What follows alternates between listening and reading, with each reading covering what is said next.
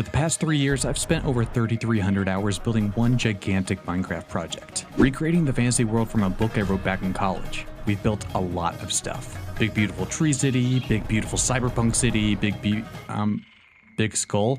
You get it. These are great, but there's a problem. Every city just spreads outward forever.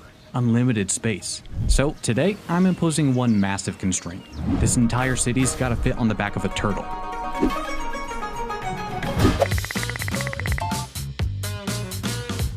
I use a ton of building mods, but the most useful here is called Axiom. For these large shapes, we're going to be using the shape tool. It does exactly what it sounds, drops massive, customizable shapes instantly. But Axiom isn't the only thing helping me out. I'm working with my friend 90. This guy is an insane organics builder. His work stands out even among the best. Once the base forms are in, 90's going to refine the limbs while I clean up the tail. Then we'll move on to the shell. Since the idea itself isn't exactly original, I've got a plan to make it a little more unique. Today, I'm building a volcano city on the back of a turtle, a lava turtle, with pirates. Okay, it might be a little too unique. Instead of tackling this whole chaotic mess all at once, let's start with just one piece, the lava turtle. Hang on, this is a tortoise. With the basic shapes in place, now we can move on to the shell. Turtles have these plate-like segments on their shells called scutes. You probably know what these are if you play survival. I really want those to stand out here. Luckily, 90 came up with a super clean way to do it using the shape tool. If we switch the shape tool to shapes like dodecahedrons or isohedrons, separate the axes, and scale each one to fit, they make perfect scutes, or at least base layers. Once we get a size we like, it just comes down to placing and adjusting, like snapping puzzle pieces across the shell. This looks so good. Once the shell was done, 90 took over the head. While he did that, I took on the scales for the rest of the body. And there's no way I'm placing a million tiny scales by hand. That would take forever. So I need a different approach. To test it, I just chopped off the tail and brought it over here. Now he'll be fine. It'll grow back, right? I don't think that's a turtle thing, dude. Ew. He'll be fine. Probably.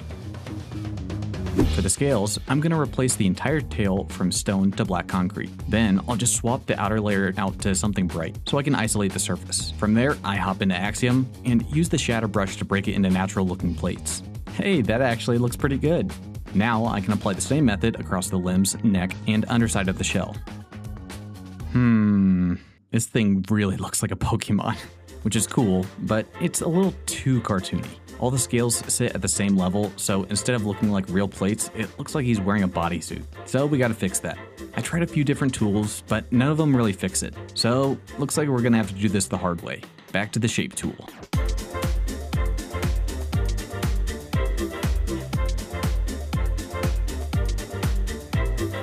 Alright, yeah, that looks way better. While I was reworking the scales, 90 updated the head and eye, leaning into the rocky look and shifting the colors to a magma palette. Removing the pupil helps a lot. It makes it feel way more like a magical construct instead of a creature. And the underside's a little dark, which is usually a problem, but here I think it's actually going to be perfect. I'll go through and run glowing magma cracks through it to push the whole idea that this is almost a walking volcano.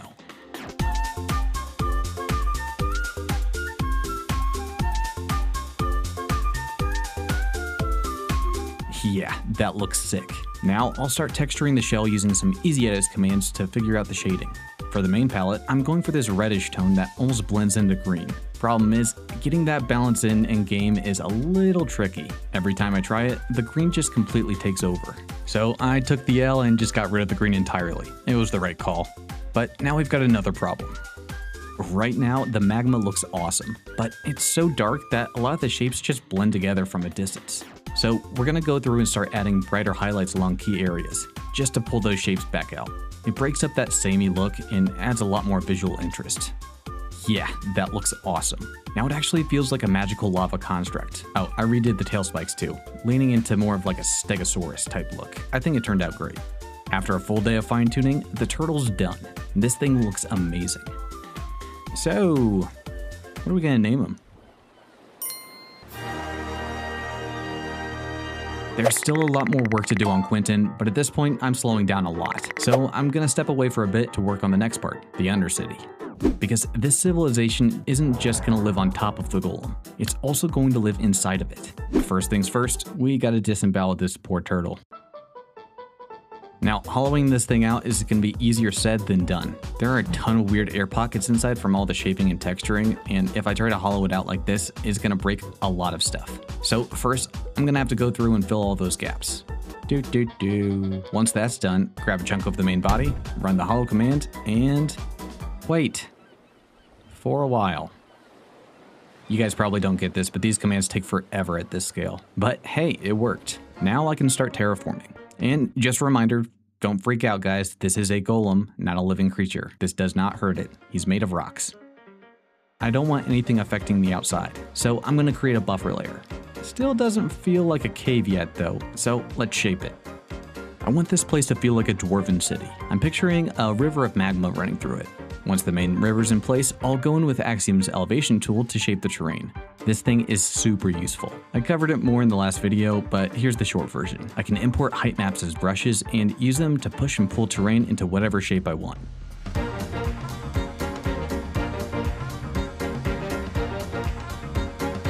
Alright, that didn't take too long, but now we've got a problem. I've made a lot of caves before. The biggest issue is always lighting.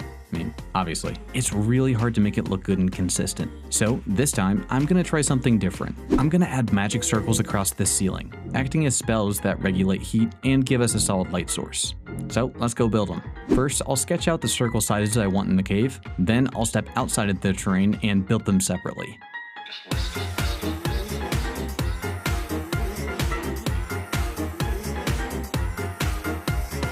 These magical runes are going to be what power the golem. They solve the lighting problem, but more importantly, they also act as a circulatory system, cycling heat and air out of the city and venting it into the environment. Whenever a warm front rolls across the mainland, people know Pyrelis is coming.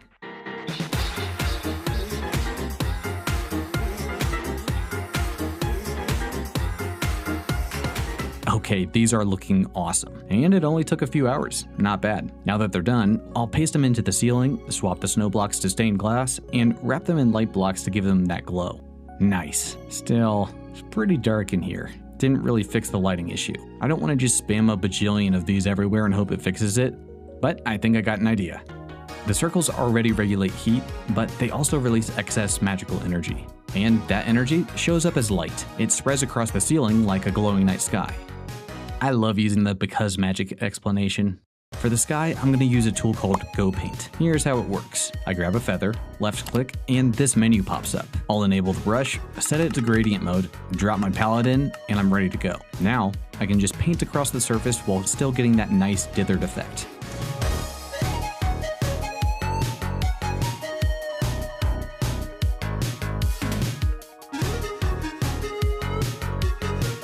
Once the glass is all done, I'm gonna move on to the light layer. To get this thing all textured, I'll hop into Axiom, grab the gradient painter, and set up a palette of light blocks ranging from level 1 to level 14. Then paint across the cavern to build that horizon glow. Nice, that's looking pretty good. And this part actually started by accident. I dropped in some brighter spots using the shape tool, and it actually created this really cool aurora effect. So I'm gonna lean into it. I'll use the shatter tool to break it up into these fractured glowing streaks. Now, I'll run an easy edits command to really quickly establish the base texture on the concrete layer. Then I'll go back in and add some green accents to push that aurora vibe a bit further. I'm also going to tweak the lighting along the cracks so the sky isn't so noisy. Yeah, that looks awesome. After all that, because I'm super nitpicky, I'll do some more terraforming, then move on to texturing the lava. I could use normal Minecraft lava, but it's pretty one note. I can make this look way more realistic. I'll sketch the shapes with coal blocks, texture the upper glass layer with honey blocks and red and orange stained glass, then add magma underneath for more depth. Let's move on to the terrain. Similar to the shell, I want a bloom effect coming off of the lava. So I'll build a palette from black to orange to yellow, and run an easy edits block light command. This command reads emissive blocks like magma and shroom lights and uses them to place the brightest parts of the palette. It's super useful. That looks really good. Next, I'll run an ambient texture over the rest of the stone. Then spend some time blending everything together. Alright, this turned out way better than I expected. I'm really glad I went with a night sky idea. It just works. Makes me think of Starry Night. With the cave done, it's time to start adding in buildings. But I want these to feel different from what's on the surface.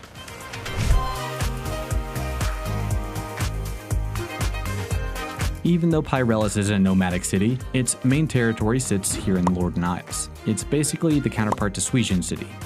Suijin City is home to the water and air near, humans who have adapted to those environments. But what we're building here is home to the earth and fire near, and they're very different. Earth near are shorter, stockier, and built for underground living. They're strong, durable, and incredibly skilled with alchemy, turning lead into gold, all that good stuff. But their most unique ability is they can shape minerals into magical constructs. In other words, golems. And that's what this place is going to be, the Golem Foundry. Alright, I think I've got the base shape in place, but we're far from finished. If this were a painting, we basically just have the canvas now. Alright, let's move on to detailing.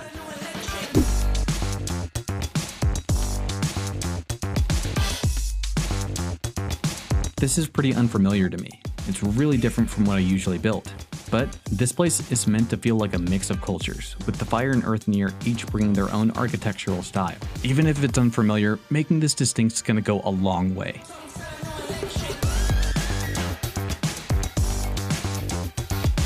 Alright, I'm about halfway through, but yeah, this is taking forever. I think part of the problem is the palette. Working with mostly grays makes it really hard to keep things interesting. I want this to feel almost metallic, but using iron blocks isn't going to cut it. So instead, I've got to mimic how real metal behaves. Well, what does that mean? Well, metal reflects light, so I start building in highlights across each piece to sell that effect. Even with a wide range of grays, I've got to keep switching up palettes and block choices. Otherwise, everything just blends together. So I'll start pulling in less obvious blocks, like furnaces, pistons, observers, stuff you wouldn't normally think of for texturing. It slows me down a lot, but I'm being really intentional here. And honestly, I think I'm getting better because of it. Now I'll just keep moving and finish up the left side. We're gonna speed it up a little bit.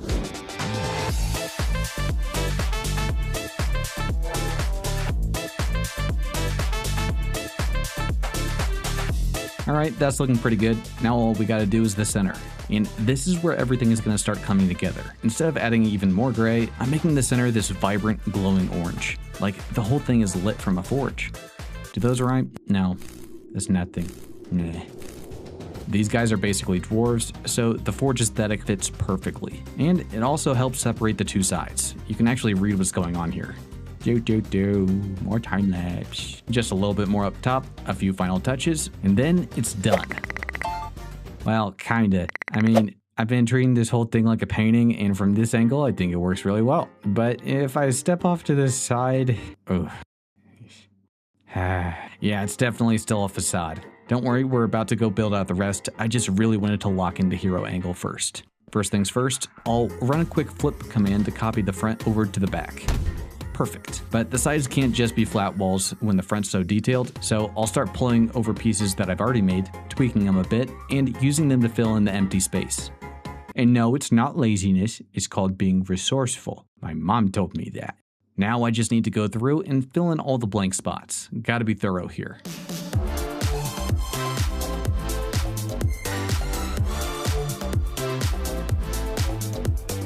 Alright, sweet. That didn't take long at all. But we're not done yet. I gotta get this thing prepped for an interior, and it starts with the hollow command.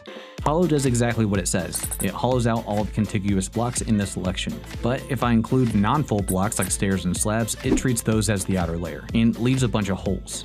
So first, I'll copy all the full blocks from the original build and paste them down. Then I'll select the area and run a hollow command. I'll go back to the original build, copy all the non-full blocks, and paste them back onto the hollowed version. There we go. Now let's head inside and see how bad it... Oh. Yeah, this is a huge mess, but this is how they look, normally.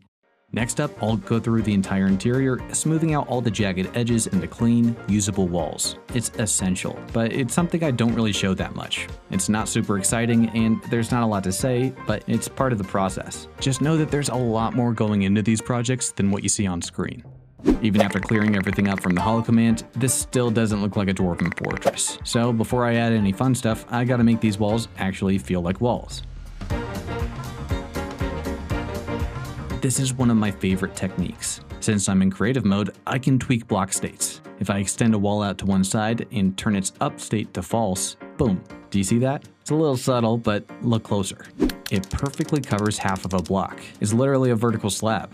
And with that, I can build a wall pattern that actually looks like bricks. Now I'll just take that design and run it across the rest of the walls.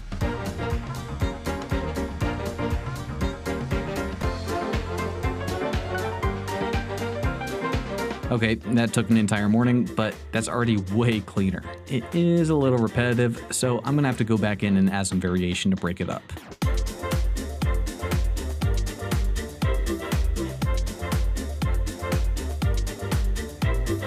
Alright, that's looking pretty solid. I mean, up there. Down here, nah, not so much. Yeah, I definitely spent way too long on this floor, but these kinds of intricate patterns really sell that dwarven aesthetic. Once that's done, I'll run a few easy edit passes to add a little bit of variation. Alright, setup's finally done. Now the fun part, decorating.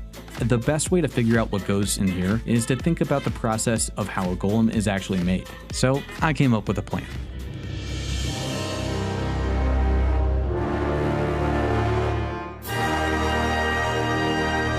I'm not going to break all of this down right now, but this is the roadmap. The first station is called the Stone Procurement Station. Wow, that's a mouthful.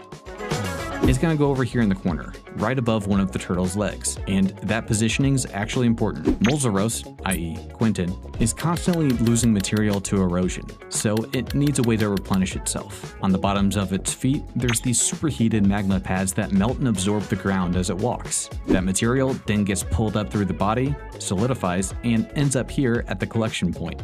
It's just going to float in place until it moves on to the next stage. Next up is analysis. Here, the raw material gets broken down and studied, checking its material composition, magical affinity, and overall usefulness. Since Molzaros is always moving, it's pulling in materials from all kinds of different regions, so this step is crucial. After being analyzed, everything gets sorted into 4 categories. From there, each type gets sent off to its respective refinement station. If the materials aren't magical or valuable, they'll get sent straight to the smelter. Here, they're recycled back into Molzaros' body, helping offset the erosion that happens as it moves. If the materials are valuable, like gemstones, they go to the refinery. I don't really know much about gem cutting, so I watched a How It's Made clip to get a rough idea of the process. Honestly, it helped a lot. First, they carefully extract the gems using a specialized drill with a magically enhanced tip. Then, the excess sediment gets washed away. But there's moisture still trapped inside the rock, which makes it brittle. So after that, the gems go through a series of ovens. Once they're out, the gems get dipped in resin, making the gem a lot more stable. After about 3 cycles, the gems are ready to be shaped. They're cut on a lathe, or in Minecraft terms, a grindstone. They're stored here before being sent off to the treasuries. If the material's magical but not valuable, it's going to become the body of the golem. The magical rocks get sent here, the Bodystone Inscription Station. Even though these aren't as valuable as the cores, they still need to carry magical energy. So here, they're inscribed with runes that allow that energy to flow throughout the entire golem. It's basically magical wiring.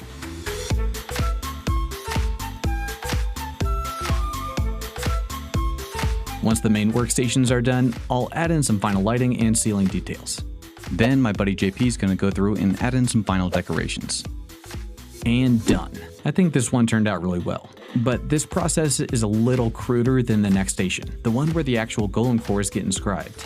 If the gems are magical, they'll be sent off to become golem cores. So, on the other side of the foundry, we've got the core inscription station. This is where the magical gems from downstairs get turned into actual golem cores. This process is way more delicate. Carving runes into them takes the same level of precision as, I don't know, soldering a circuit board. One mistake and the whole thing's ruined. So instead of carving by hand, they use highly controlled magical engraving. Okay, this one's a little harder to visualize, but I got the basic layout in place. Still feels a little empty though. So I'll need to go through and build a few custom assets to fill it out. First up, gemstone workbenches. These are going to show up all over the city, but they're essential here. What the heck. While I'm at it, let's throw together a quick brazier design. There's probably a reason they need a fire here, right? Some kind of ritual, surely. Okay, I didn't think that far ahead, but fire. Then I'll just bring in some bookshelves and extra workstation pieces that my friend Rail lets me use. Alright, that's looking pretty good. We've got all the materials, all the workstations. Now all that's left is to actually assemble a golem. So the assembly station is going to be right here. But we don't actually have a golem, so I'm going to need to make one myself. The Nier of Hyrelis are some of the best golem crafters in the world. They've got entire categories of golems, each built for a specific role. To build these, I'm going to be teaming up with Nighty again. We're going to start with something simple, the Gate Warden Golem. These are defense units, built to act as sentries and gatekeepers, and their main ability is embedding themselves directly into structures. When they're inactive, they just look like they're part of the architecture, which makes them perfect for ambushes.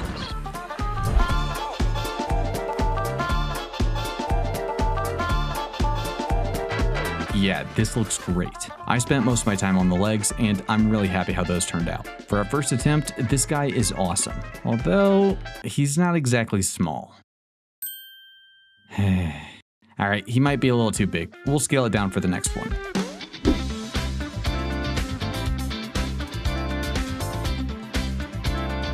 These are the Ancestral Wardens, sacred guardians of tombs and record halls. They're towering, silent stone knights, often carrying massive memorial shields.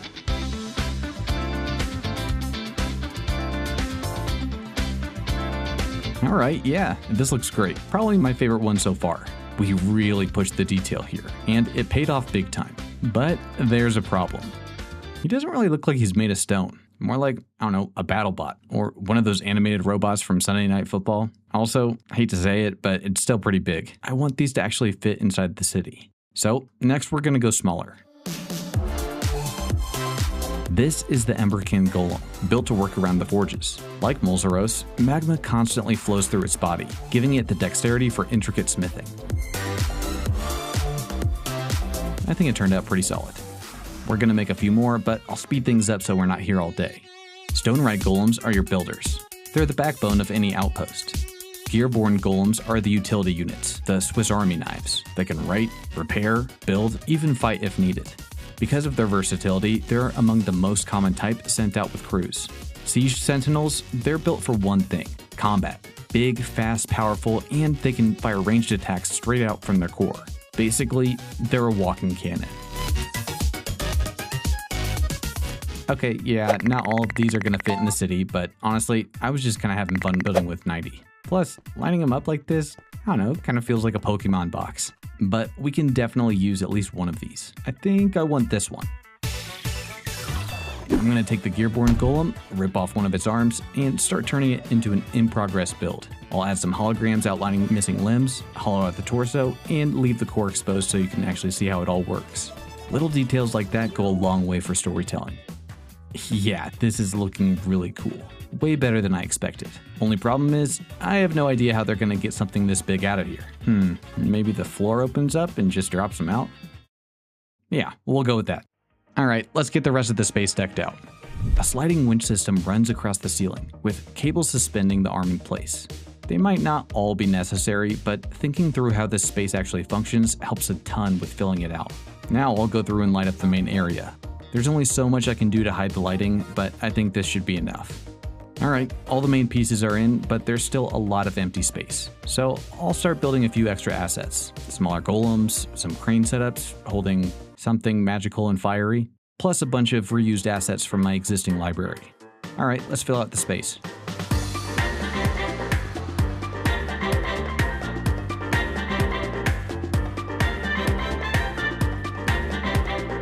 Wow, that took a ton of work, but taking the time to really think it through made a huge difference. I'm honestly really happy with how this turned out. Alright, one down, only a bajillion more to go. Great. After pasting in the foundry, I'll add in a couple bridges to better integrate it. Now that it's in, there's still a ton of empty space. You don't get a city with just one capital building. We're gonna have to make some more. But we're not gonna start from scratch. We've got a full golem factory here, and I'm gonna use it. The foundry's gonna define the entire style of the underground city. So I'll just start breaking it apart into pieces. I don't need everything, but this is gonna be super useful. Now we'll just organize everything into groups and line it all up into a perfect grid. And yes, I know what you're thinking. Does he really need to line them up this perfectly? Yes, I do. I don't actually need to, but I like it. It makes me happy. Last step, I'll go through and clean everything up. And there we go, not bad at all. Now we'll just load them into Axiom and save everything as blueprints so we can actually start building the city. I've got all these assets ready, but turning them into buildings, I've done it so many times. Like, do you guys even know how many houses I've built over the years? Thousands, probably. At least it feels like thousands. Probably thousands, yeah. So instead of doing the same thing again, I'm gonna mix it up, just for my own sanity. Indulge me, guys. I'm gonna sort all of the assets from this build into 5 categories: towers, walls, pillars, arches, and general decor. Then I'll go into a Google Sheet, line them all up into columns, and let a random number generator pick from each one. Boom, just like that. My job is to take that random set and turn it into something that actually works. I don't have to use everything, but these limitations force me to think differently.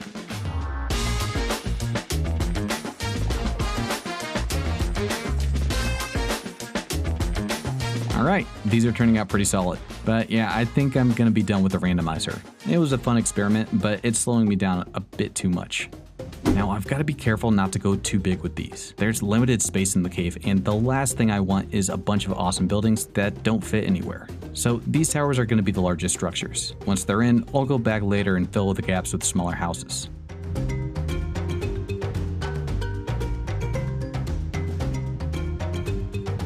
Alright, I think I've got a solid set of towers to work with. I really like this big one here. It almost looks metallic. Actually, before I start placing these, I'm going to build an interior for one.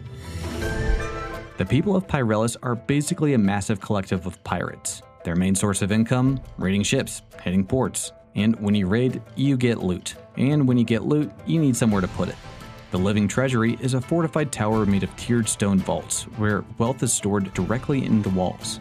Ingots, artifacts, raw materials, all embedded directly into the structure itself.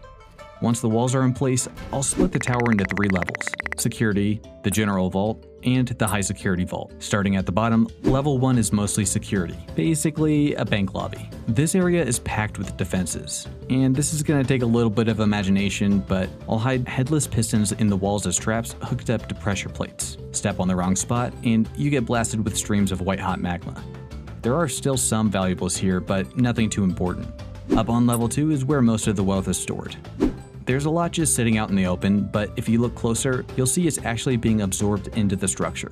I use tough blocks to make it feel like the building is slowly consuming the loot. Anything out in the open like this is a recent deposit, but eventually it all gets pulled into the walls. If you want to make a withdrawal, you've got to put in a request 2 weeks in advance, so the bank can, regurgitate it.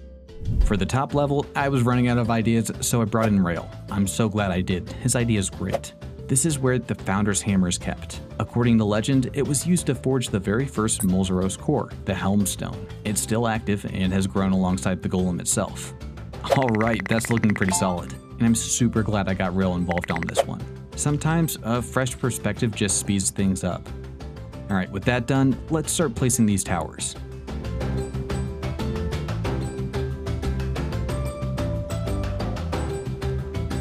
Yeah, just like I expected, there's not enough small builds. I place everything that fits, but there's no way I can fill this lower area with just towers. It would completely block the view. So, time to switch gears and start making smaller houses.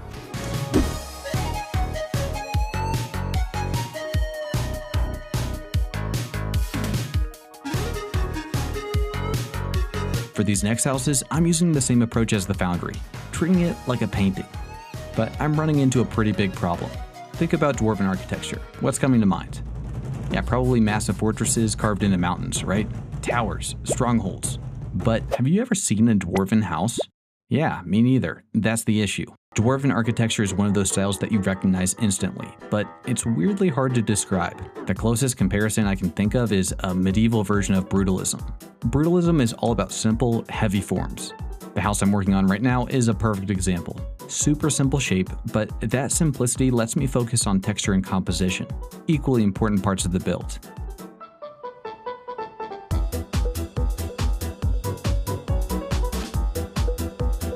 I don't want the whole city stuck in the same gray palette, so I'll start mixing in more color. Subtle blues, whites, just enough to break things up. On its own, this build might not scream dwarven, but surrounded by everything else, it fits.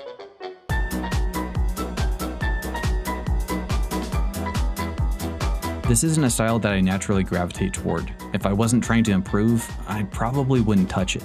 But I'm learning a ton, especially with block usage. I mean, look at this thing. There's so many blocks here I wouldn't have even considered a few months ago. And just like that, we've got a solid library of houses. And as I've built, the houses have gradually scaled up. And now we're here at the end, so I'm gonna finish things off with the biggest one yet. And this one's important. It's actually gonna have an interior.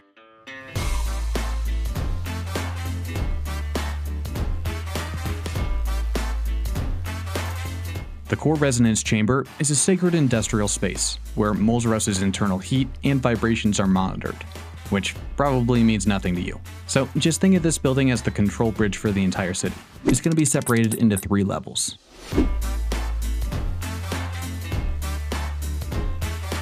Level 1's where all the core systems are monitored. The walls are covered in glowing runes that act as receivers, pulling in diagnostic data from the Helmstone. The data gets processed through this massive golem core, basically acting like a control hub.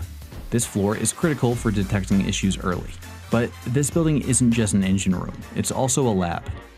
The second level is the lithic research gallery, where geomancers study magical stone. This is where they develop better runes, improve golem cognition, and refine the systems that keep everything running smoothly. I added in some research tanks to hold and study magical materials, along with a few basic lab setups. But this kind of detailing, it's not really my strong suit, so I'll hand it off to JP to finish.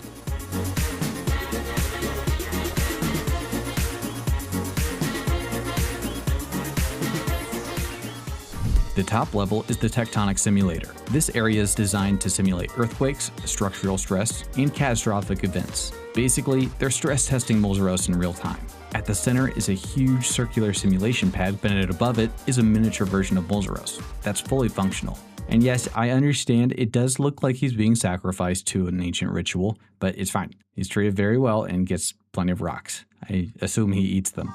JP added in some finishing touches like lab equipment and monitoring stands. You know, stuff that makes the space feel full. Hey, this turned out great. It's a weird space to build in, but I think we made it work. JP also crushed the finishing touches. Those small details make a huge difference in selling the story. Now that these are done, we still don't have nearly enough houses. So I'm gonna start remixing all of these base designs into a whole town.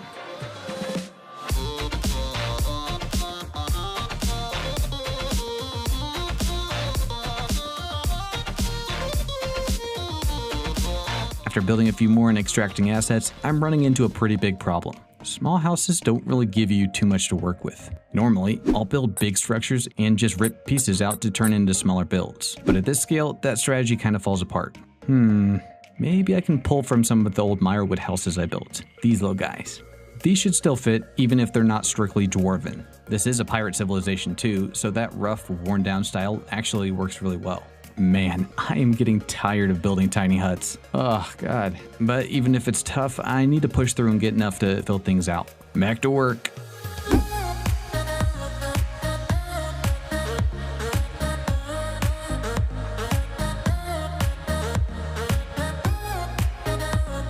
All right, I think we got enough here. Let's start pacing them in.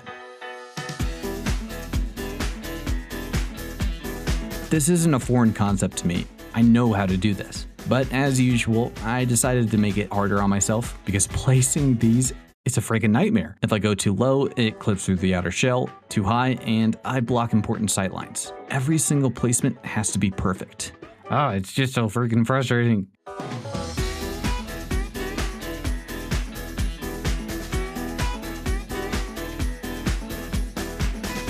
After a full day of pasting, it's starting to come together. I had to tweak a lot of the builds to make them fit, but it's filling out nicely. All right, one last push. Let's start filling the lower sections with the small houses.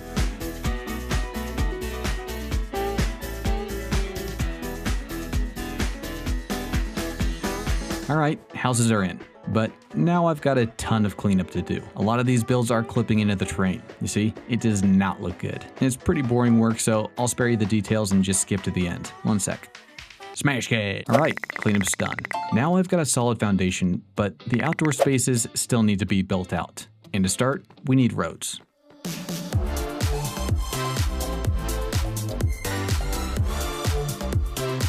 Okay, before you panic, these are not gonna stay as endstone.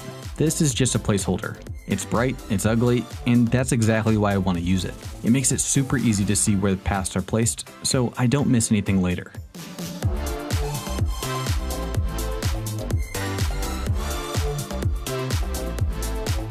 Ah, perfect.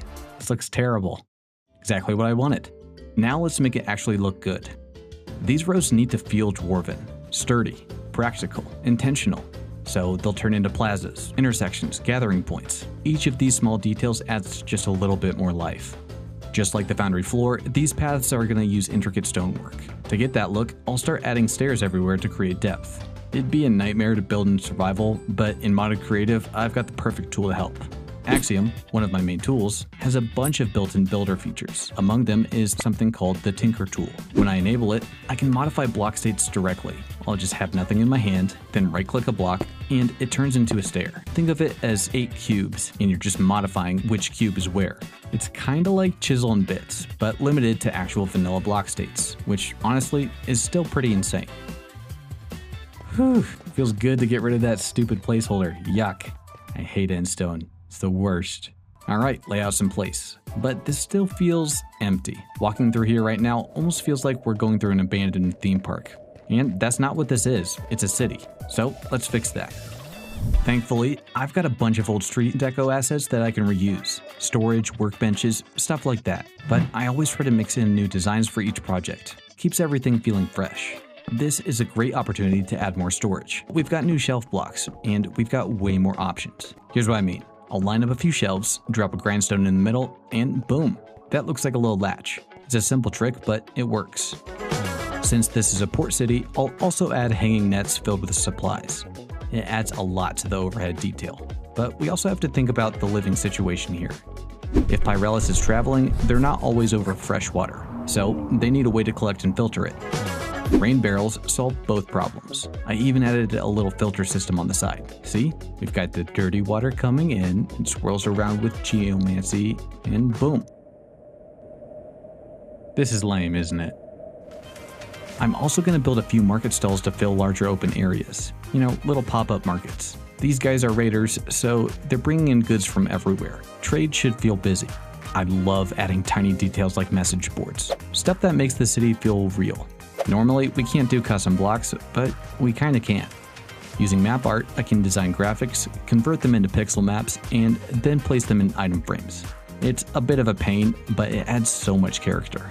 Alright, I think we've got enough to get going. Let's go paste them in. I'll start by building a main entrance into the Undercity. There'll be other ways in, but this is the primary one. And no, this is not his butt, it's above his butt. I know you guys are gonna say it in the comments, but no, above his butt. His tail's right there. Once that's done, I'll move over to the southern plaza over here. Here, I'll add a few new dwarven style braziers. Along the main road, I'm going to start dropping in some smaller details. Workbenches, chests, fireplaces, nothing crazy. Some of these are literally just single blocks, but all those little touches add up fast.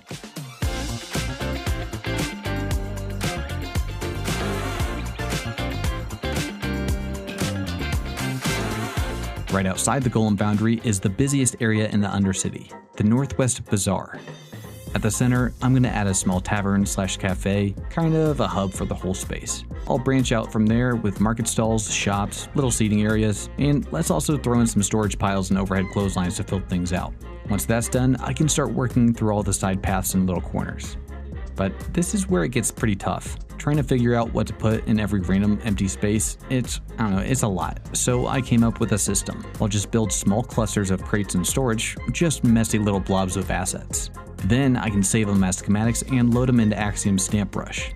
Now I can just click and it randomly places those clusters around the area. And if I turn on gravity, it even snaps them to the ground. I mean, it's not perfect, I still have to go back and clean things up, but it gives me a solid starting point for all those awkward empty spots. I'll add one more smaller market in this alley, clean up some of the side roads, throw in a bit more detail around the entrance, and done. Wow, that actually came together way faster than I expected. Nice. And with that, the Undercity is complete. Let's step back and take a look.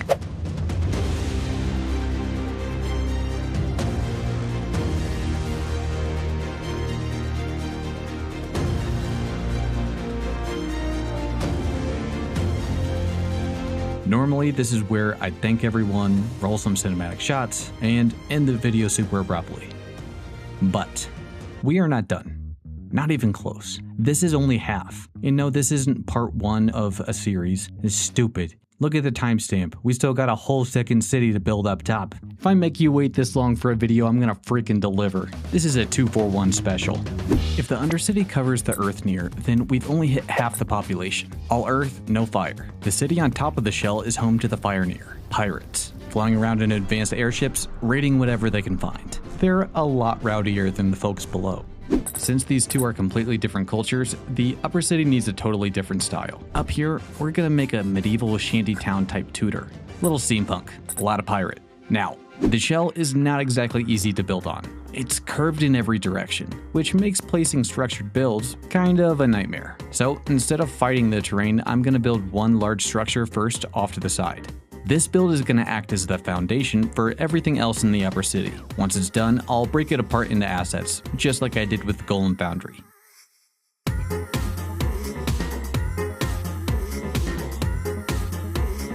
I don't think I'm alone when I say this, timber frame Tudor is my favorite style to build in. It's super popular, and for good reason. Minecraft blocks just work for this style. After all that dwarven stuff, I don't know, this feels like coming home.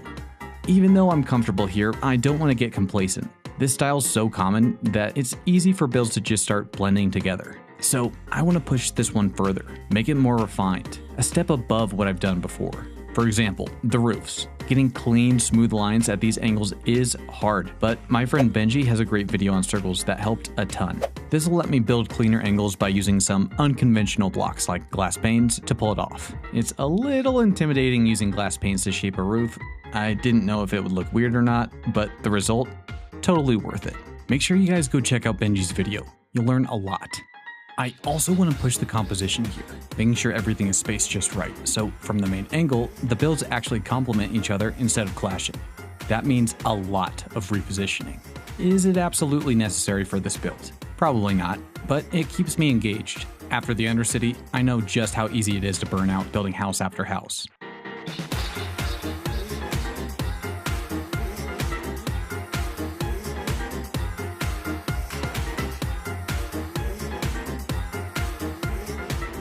Alright, I'm happy with how that shape turned out. Now it's time to start detailing.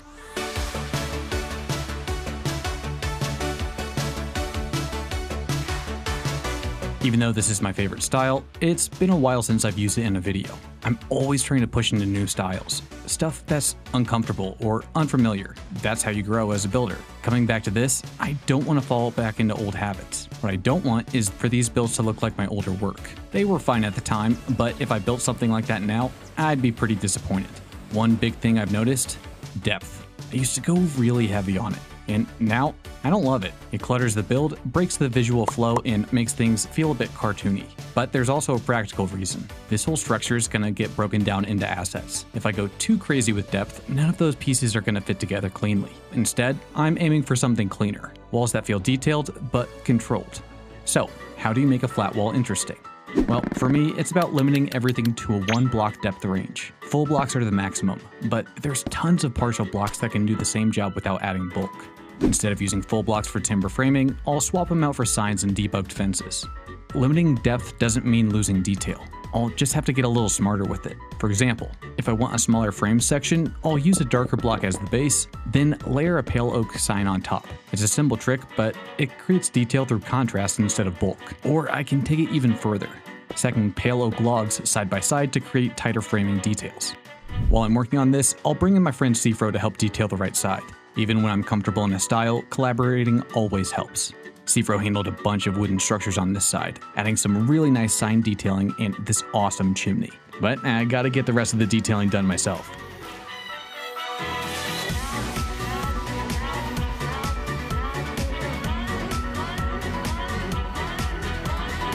I don't have the interior fully mapped out for this yet, but there's one thing I know I want. The boiling barrel.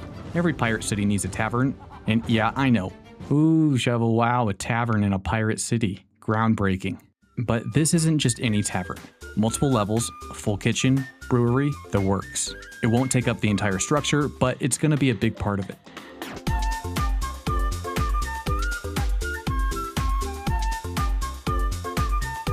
And seriously, huge thanks to the commenters who helped shape this project. I'm gonna let you in on a little secret. This entire city wasn't even part of my original story.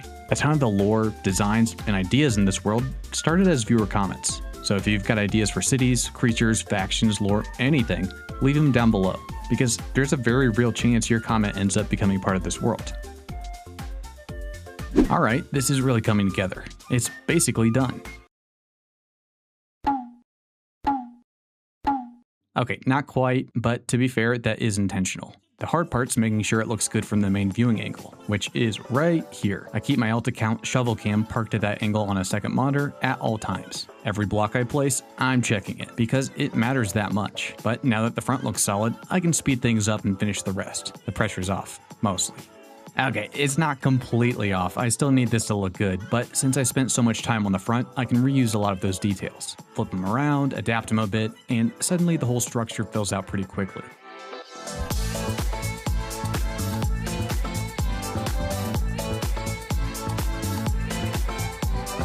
If you want to explore these builds for yourself, I do give out world downloads over on my Patreon. I know paywalls can be kinda lame, but Patreon support is the main reason I'm able to make giant projects like this in the first place. I try to make it worth it too. Even if you just join once, grab the downloads and dip again, the support still means a ton to me. And to all my current and past patrons, seriously, thank you. Alright, from start to finish, the Cloud Cradle took me about a week, but I'm really happy with how it turned out. It's a huge step up. But now that the exterior is done, it's time to head inside and build the Mega Tavern. The Boiling Barrel is the main social hub for Pyrelis. It's also the oldest building in the city, because of course it is. A pirate's first priority is access to rum. The tavern is going to be split across 4 levels: the main tap room, a dining area, a kitchen/brewery, and a storage and delivery hangar. Starting on level 1, we've got the main tap room.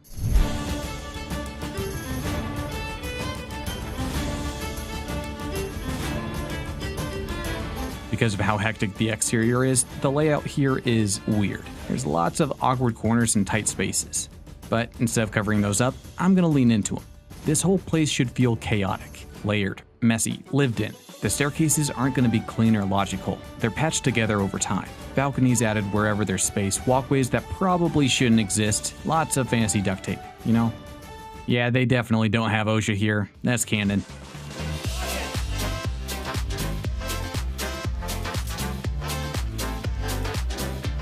Once I finished the layout, Rail jumped in for a final decoration pass.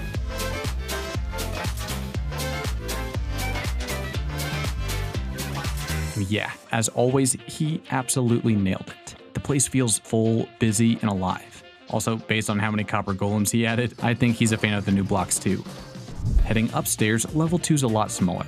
This is more for locals and regulars. There's still a bar, but it leans more toward a restaurant than a full-on tavern.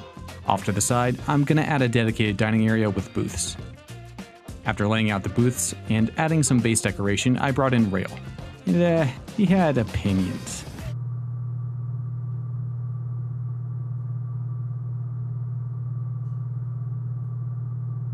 What's this supposed to be? A booth? I am so disappointed in you right now. After absolutely roasting me, he showed me how to do it properly. Yeah, he's a pro. There's a reason I bring him in. His interiors always feel alive in a way that mine just don't. I mean, I could probably get better, but interiors, yuck. Next level up, we've got the kitchen and brewery. This is what makes the Boiling Barrel famous. Even though this place is full of rough pirates, the chefs and brewers here are world class, like Michelin star level, if that existed here. Then I'll start building out the cooking stations. Rows of stoves, prep areas, furnaces, everything that you'd need to run a full-scale kitchen. And since this is a tavern, we need drinks. Lots of them. So off to the side, I'll add a few massive brewing setups. Barrels, tanks, whatever these are. I don't know what their name is, they make beer. Sure, some supplies come from raiding or trade, but with this kind of demand, they've got to produce a ton of it themselves.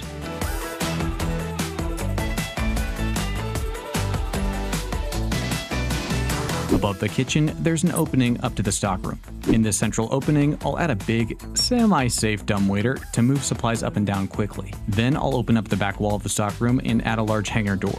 Most shipments come in via airships, so having a proper receiving area, it just makes sense. Rail did a final decor pass of all 3 layers, and then we were ready to wrap up this interior.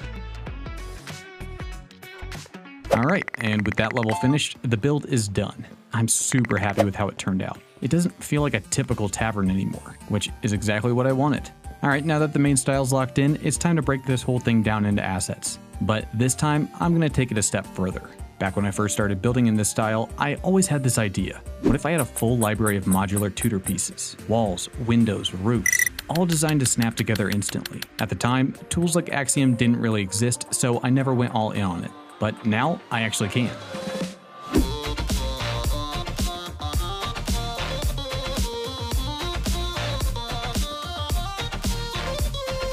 I'll start breaking down everything into components, sorting walls by size, width, and style, and saving them as individual blueprints. Now, I can just grab pieces from the Axiom menu and snap together entire structures. Some parts, like roofs and decor, don't break down as cleanly, but I can still clean them up and make them easy to reuse.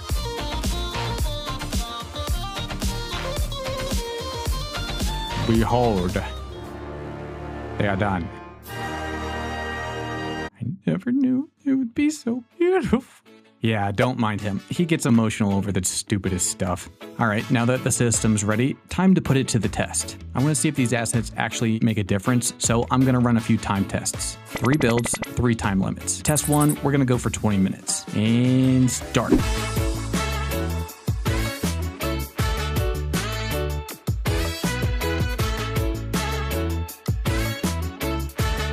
Okay, not bad. It's a little messy, but for 20 minutes, I'll take it. I can always clean it up later. Alright, let's push it a little further. Shorter time, smaller build.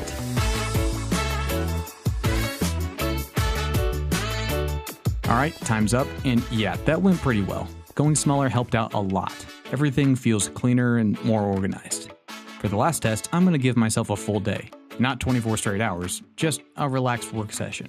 All in all, I think I spent about 6 hours on this. This one's less about speed, more about understanding how these pieces actually work together. I can spend time refining and adapting them, building new assets out of old ones.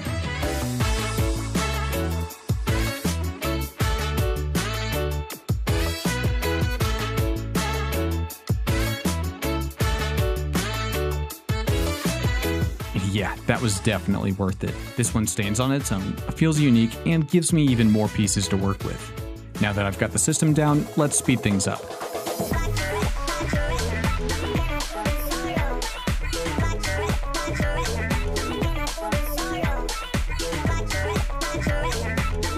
I'm guessing you're getting pretty tired of watching me do this over and over. So I just skipped to the end. I think we've got enough at this point. We're gonna need something for the next interior. Let's see. Big and open. Aha! This one. Perfect. Let's turn this into the chart room. For all intents and purposes, Molzeros is a ship. A massive, slow-moving one, but still a ship. Its route affects everything in the upper city. Weather, trade, even day-to-day life. So, those decisions don't fall to just one person. They all happen here, in the Corsair chart room. At the center of the room, I built a massive magical map. It shifts in real time based on the turtle's position. The whole thing's made out of stone and sand, so geomancers can reshape it on the fly. And yes, I know what you're thinking, they are not earthbenders. They just control rocks. It's totally different. Around the edges, I added in some tiered seating for the leaders of Pyrelis' most powerful crews.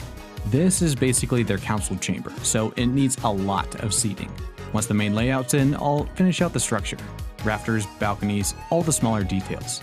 These elements aren't really the first things that you think about, but they're what make the space feel complete. After that, Rail jumped in for a final decoration pass, and yeah, he definitely didn't roast my booth designs. He did.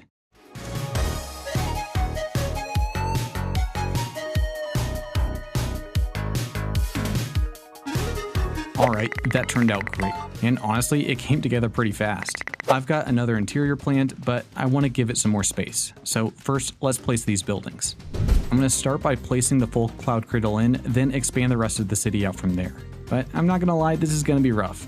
Just like the Undercity, placing builds on this terrain is a nightmare, because houses are supposed to sit on flat ground, and this is very much not flat. If a build clips even slightly into the terrain, suddenly the interior is filled with a bunch of garbage blocks. Yuck. So here's the fix. I'll fill the entire interior with a placeholder block.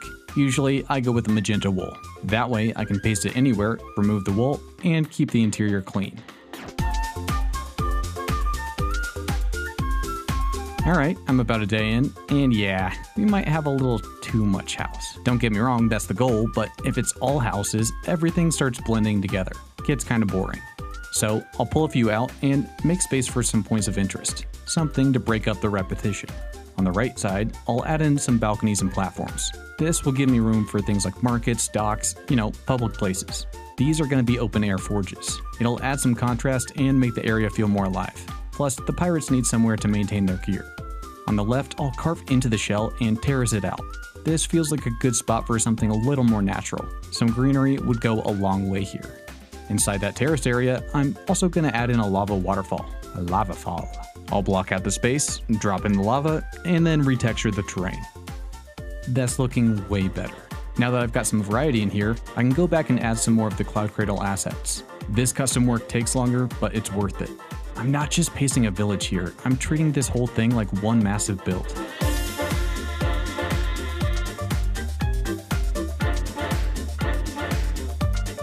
Oh, there it is. That's exactly what I was worried about. See this? I dug a little too deep into the shell, and now I'm hitting the undercity ceiling. Those blue blocks? Yeah, that's the sky. Alright, just carefully patch that up. Perfect. Okay, gotta be a little bit more careful.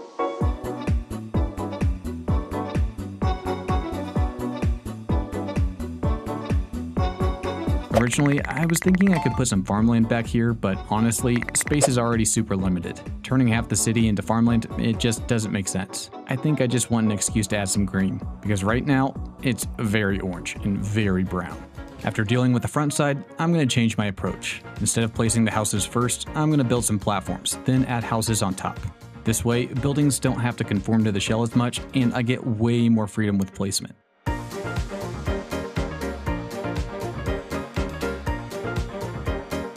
Alright, first pass is done, but we've got the same issue as before. There's still a lot of houses.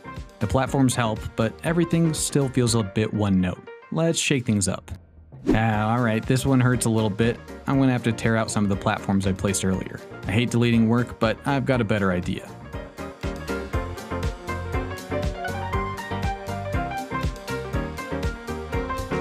I want to mix in some Undercity influence, so I'll add a Dwarven-style platform as a nod to what's below. Instead of building it from scratch, I'll just grab an old asset, like this stone disc from Wraithra, and rework it into something more Dwarven.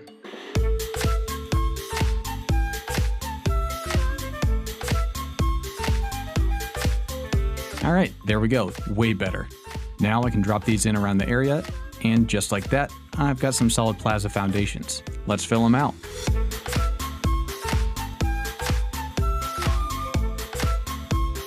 You'd think placing houses would be simple at this point. It's not. Every weird gap I run into, I always end up building something new to fill it. The assets help, a lot, but this is still way more involved than a normal city paste. I've probably built 20 extra houses during this phase alone. Normally, this process only takes me a couple days, but I've been working for 2 weeks at this point.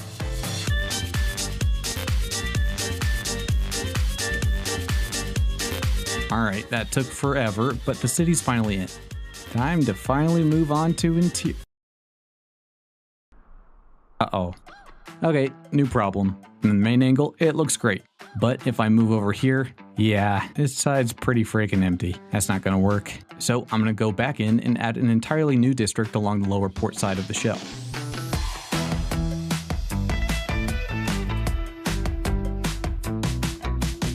This area is going to be more residential, whereas the upper portions are closer to more shops and services. These are a little bit more out of the way. Think of them as the pirate suburbs. Alright, that's looking a lot better. I think we're finally done placing houses. Don't worry about this empty center spot, I've got plans for that. Actually, this house right here, not really loving it. I think we can make something better. That shape works way better. It's not going to stay lime wool, don't worry. We still have to build what's going here. Embedded directly into Molzaros's shell is a massive golem core called the Helmstone. This enormous molten gemstone acts as the control center for the entire golem. With small adjustments to its rooms, it can control direction, speed, even positioning. Alright, that's looking pretty good. Watch, I'll paste it perfect first try. First try! It's pretty exposed for being so valuable, but it can't really be moved. It generates so much heat that storing it anywhere else would be catastrophic. If they put it in the Undercity, where it makes sense, the whole place would turn into an oven. Sure, they've got the cooling spells that keeps the lava manageable, but this is way beyond that limit. So instead, they build around it, adding heat sinks to pull excess energy away, just to keep it stable. With the helmstone in and the houses placed, I'll start adding some greenery. Right now, everything's very orange and brown, so this is going to help break things up. I'll be adding in some more later, but even scattering a bit around now adds a lot of life to the city. Alright, that took a couple weeks, but yeah, totally worth it. This looks amazing. I'm really glad I cleaned things up as I went. Being able to actually walk through this place, super satisfying. Now that the city's fully expanded, it's time for the flagship build of the Upper City, the Driftworks. The Driftworks is a massive terrace workshop dedicated to one thing, building and maintaining Pyrelis' airships. Shipwrights aren't uncommon in this world, but these ships are different. Using advanced alchemy, Pyrelis engineers incorporate specialized stones into their ships to control movement and navigation. We'll get more into that later, but just know these things are complicated. And people at the Driftworks, they're the only ones who can make them.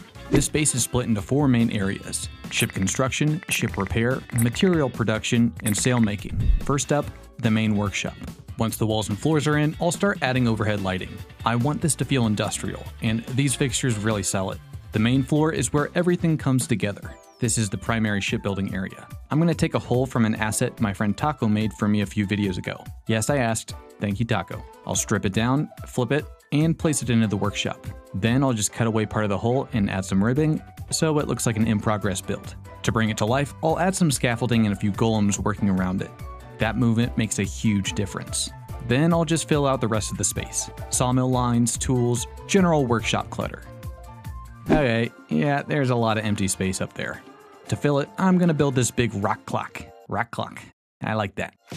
I didn't get all the numerals perfect, but I think the idea works, and it fills that upper space pretty well. Instead of adding staircases, I decided these guys just use geomancy to move. Floating stone slabs that lift people up and down. Is it practical for survival? Not really, but is it cool? Absolutely. Alright, we've got a place to build the ships, but those materials have to come from somewhere. These airships are made from a special wood called emberwood, and it only grows on Molzaros' shell. Because of the golem's unique environment, emberwood has some very convenient properties. It's lightweight, fire resistant, and insanely strong. Like, the strongest timber in the world strong, and it grows fast. A sapling can become a full-size tree in a matter of weeks. Basically, it's bamboo on steroids. They might look like pine trees, but I didn't really feel like building more trees. Built like a bajillion of them last time. Since it's so tough, it needs specialized processing, so level 2 is going to become a dedicated sawmill. I put a central opening here in the floor so logs can be lowered down to the workshop, but the rest of the floor is all milling space. At the center, I'm going to add a massive saw blade. It's made from Secrolon steel so it can actually cut through emberwood. Then, along the sides, I'll add some smaller milling stations. These are for breaking those large slabs down into usable planks. At the top of the main tower is the repair shop. This is where ships come in for maintenance. Since vessels are constantly moving in and out, I'll open up the ceiling into a large hangar. There's a canvas cover that can roll out for weather, but otherwise it stays open. Ships enter through the top and dock onto these rail systems. Think of it like a boat lift.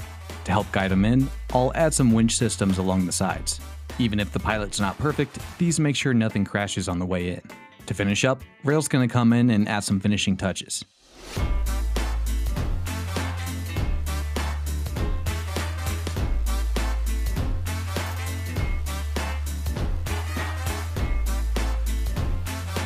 Alright, that wraps up the main tower, but we've got one more section. We've got the ships, but now we need the sails.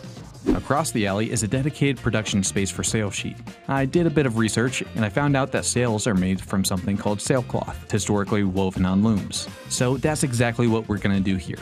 At the center of this space, I'm going to build the largest loom I can fit. This one's going to handle the largest sheets of sailcloth. Along the windows, I'll add some smaller looms for more detailed work. There's smaller sails, balloons, and all kinds of components that need that precision. To finish it off, I'll add some hanging fabric rolls, then hand it off to Rail for the final polish.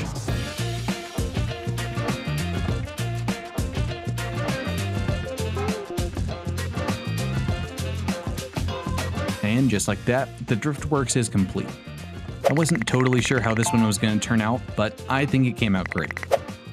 Now that we've built the ship builders, let's make some airships. I've already got a ton of designs that myself, FDs, and Taco built for the Brasshole fleet, and they'd fit perfectly here. But I don't want to just drop in old builds and call it done. That's boring. These ships need to feel like they belong to Pyrelis. So instead, I'll take those old designs and remix them. I got the go-ahead from Taco and D's, and I got to work.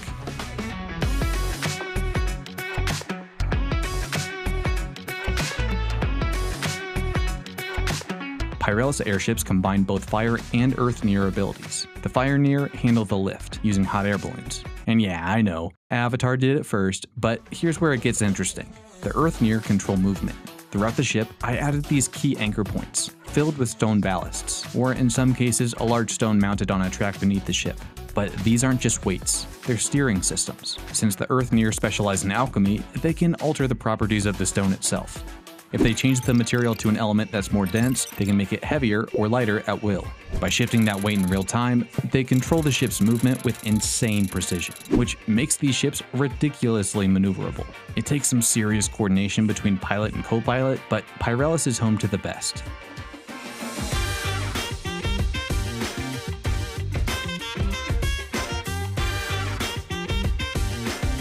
Okay, yeah, these turned out way better than I expected. You see a lot of crazy airship designs online, but giving them a reason to look like that just makes them so much cooler.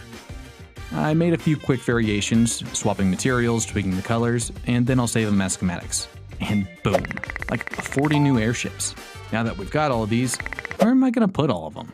Sure, they can dock in the sky, but there's not much room on the shell itself, so I'm gonna need some more space. Right now, this city is wide open. In a world full of flying ships, that's a problem. So I came up with a solution. A ring of floating boulders surrounding the entire golem. Part defense system, part barrier. If enemy ships get too close, the near can, well, yeah, they basically earthbend them out of the sky. To start the ring, I'll sketch out a guide ring using red wool, just to map where everything is gonna go. Once that's set, I'll hop into Axiom and start shaping the rocks. And my buddy Arcaniax just gave me a new tool to play with. There's this feature from Archeon called the Boulder Brush. It creates these really nice organic rock shapes. But now he's built it directly into Axiom. I can set dimensions, preview it as a hologram, rotate it, tweak it, then place it exactly where I want. This is gonna make things so much easier.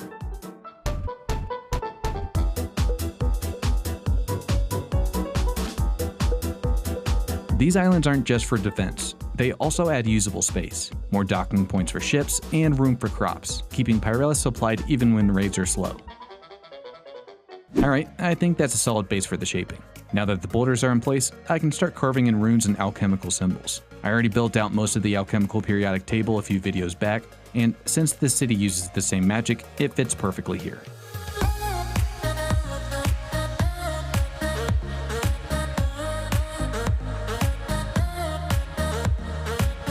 To break things up even further, I'll add in some smaller fragmented pieces of stone. These smaller formations will serve as anti-aircraft defense. The larger islands are a lot more permanent, so having expendable ammunition is important. That's looking pretty good. Now for the finishing touches.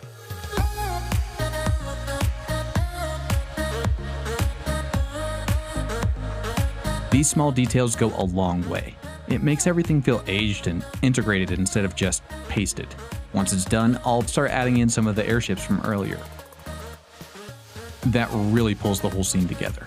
I had a gut feeling something was missing from this build for months, and this was it. Alright, one last task, and it's a big one. Street decor across the entire topside city. Here we go again. Before I start placing anything, I'll make a few new assets specific to the topside. Things like weather balloons, signal horns, cleats and anchors, and mooring posts. Stuff that really sells the airship port vibe. Alright, those look pretty good. Time to start pasting.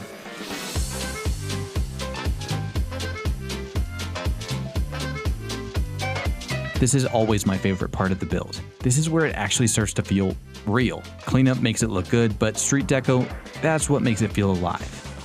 It literally forces me down to the ground level and actually have to think about how people move through the space. Like right here, I'll add a small green space out here just to break things up. Right in the center, I'll build a watchtower and add a little telescope. Yeah, that reads. But standing watch all day, it's gotta be pretty miserable. To keep them entertained, I'll add in some extras. Stuff like a dartboard, pool table, and lounge space. Still functional, but way more livable.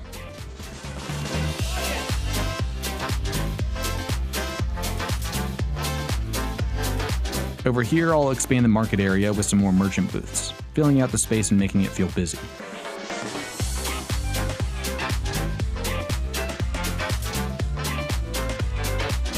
This is where it starts to get tricky. These walkways feel empty, but there's barely any space to work with. So I'll go in by hand, adding small details like crates, candles, plants, and cobwebs. Nothing too flashy, but it makes a huge difference.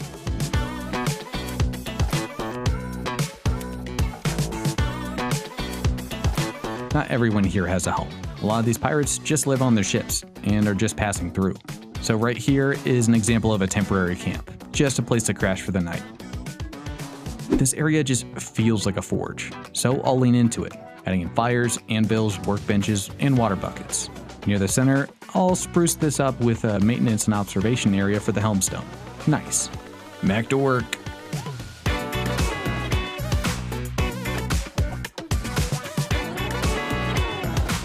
This section seems like a dock, so I'm going to turn it into a storage and repair zone. Things like cargo piles, transport golems, all that good stuff.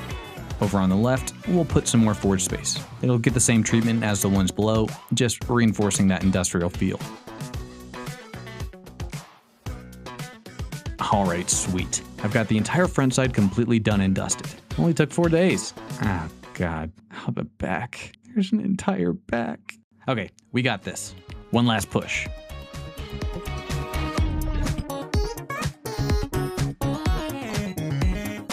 Thankfully, this will go a lot faster from all the practice on the front.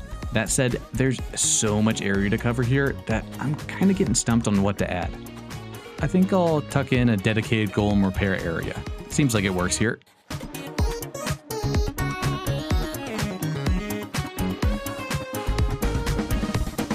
I was running out of ideas, so Rail jumped in and added a few finishing touches, including a very passionate golem sermon setup. Yeah, it's a whole thing.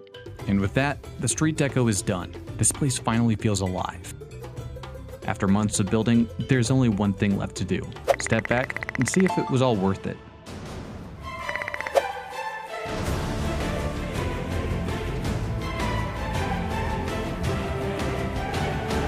Honestly, this is probably the craziest build I've ever made.